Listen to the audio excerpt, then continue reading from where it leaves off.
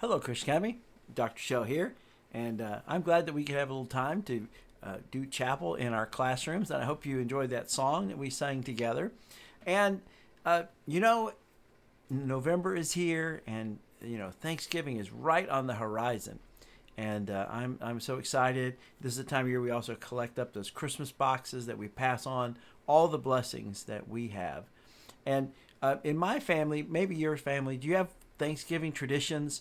COVID has really messed up a lot of our family time. So maybe your family is planning this Thanksgiving to be back to normal a little bit, or maybe you're still doing little things to be careful, making sure everybody's got their vaccine. I don't know what you're doing, but I'm looking forward to doing Thanksgiving a little more normal.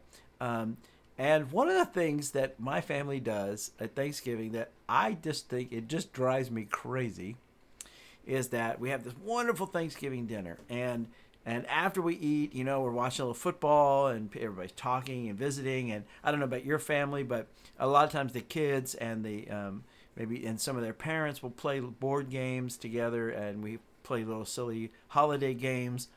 But then sooner or later, somebody's going to come along and they're going to hand out some paper. And you know what that paper's for?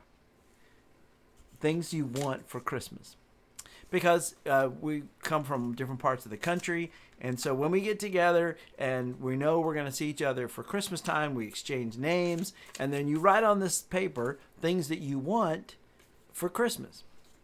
And I've always thought that it seemed a little wrong that on a day, Thanksgiving, when we focus on being thankful for what we have, that we just turn right around and talk about things that we don't have, things that we want. Now I know it's convenient, I get it, and so I'm not mad about it, but it's just somewhere deep inside me, it just seems a little wrong when we've just talked about how much we have, that we then turn right around and think about what we don't have. And so I want to talk to you about in my Bible here, Psalm 118. I love this Psalm, Psalm 118. Give thanks to the Lord, for he is good, for his loving kindness is everlasting.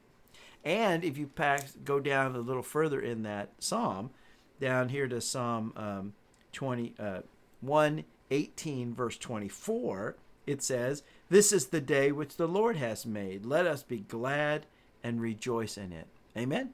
Amen. So this psalm, I just love this psalm. It tells us that we should be thankful to God for all his many blessings, that we should rejoice in the day that God has given us.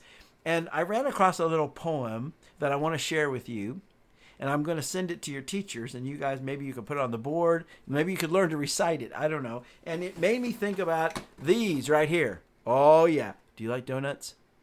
I love donuts. I have to admit, no, we have to watch what we eat around here, but I love donuts. I'm just obsessed. I just love them. Always have. And so I went to Dunkin' Donuts, or maybe you just call it Dunkin' these days. I don't know. So I went to Dunkin' Donuts, and I got, oh yeah, they have some fall donuts. So over here we have pumpkin donuts, and of course we have the fall sprinkle donuts. Up here, this is apple cider donut. And this is toasted coconut. Oh, baby. I love all these donuts. I'm hoping nobody in my family finds out that I have them, because then I can have them all to myself. But, I was thinking all these wonderful donuts. Like, what would happen if I came into your classroom? I'm not, by the way. Don't get too excited. What if I came into your classroom and I said to your class, "Hey, I got you guys a bunch of donuts." And or maybe I just told your teacher, I said, "Hey, I got you some donuts." And then somebody said, "Oh, I want to pick out that awesome sprinkly one." And then what if I gave it to somebody and they said, "Hey, it's got a hole in it. I want all of it. I don't want a hole. Look, I mean there's no donut in there. I don't want this donut. It has a hole in it." And in fact, well, they all have holes in them. But what if somebody, when they were given something, a sweet treat, and then they said, "Yeah, but it's got a hole. Like I want all of it." Well, you would think that person's not very thankful. We have a word, a great word for that called ingrate. Here, look that up. Tell your teacher you want to look that word up. That's the word of the day. Ingrate. It just sounds terrible. It means somebody that's not grateful, somebody who doesn't appreciate what they have. And so I found this little poem on the internet. I'm going to read it to you. You ready for this? As you go through life, make it your goal to keep your eye on the donut and not on the hole. How you like that? I'm going to say it again. As you go through life, make it your goal. Keep your eye on the donut and not on the hole. And so this year, you know, this has been a rough year for a lot of us.